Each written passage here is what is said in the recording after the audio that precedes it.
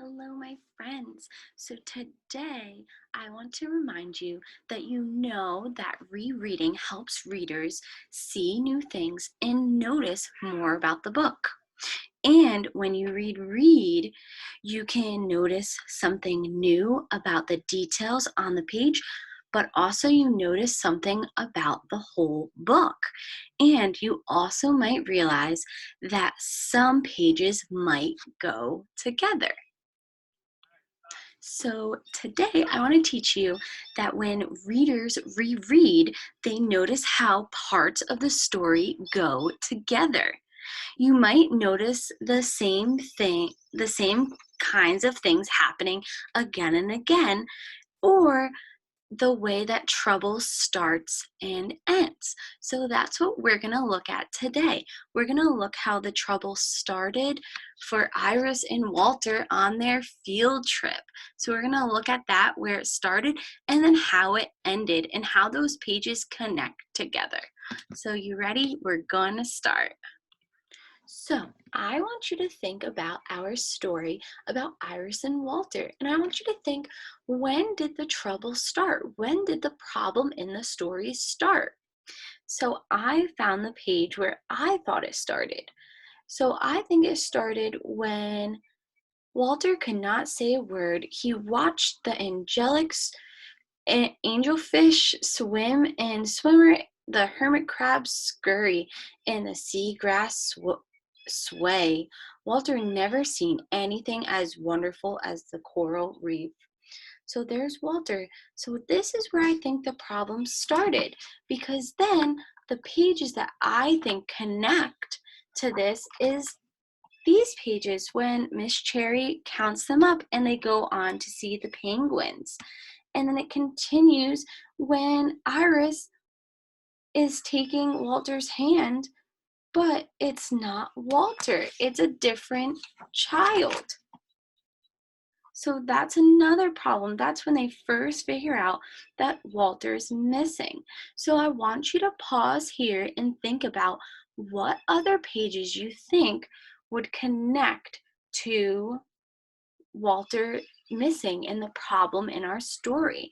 I have a couple ideas of what pages I think, but I want you to pause right here and think about what happens next and how does our problem end in this story. So pause right here and think about it. Okay, so I think when the problem connects to when Iris goes and tells Miss Cherry that Walter is missing and they need to find them. And I think it ends when they go back and they find Walter in front of. So these all connect when they're looking for Walter. But then it connects back to when they find Walter in front of the same fish tank. So our problem started when Walter was in front of the coral reef fish tank, and then it ended with Walter in front of the same fish tank. So I noticed that that's a pattern there, that he's in front of the same fish tank.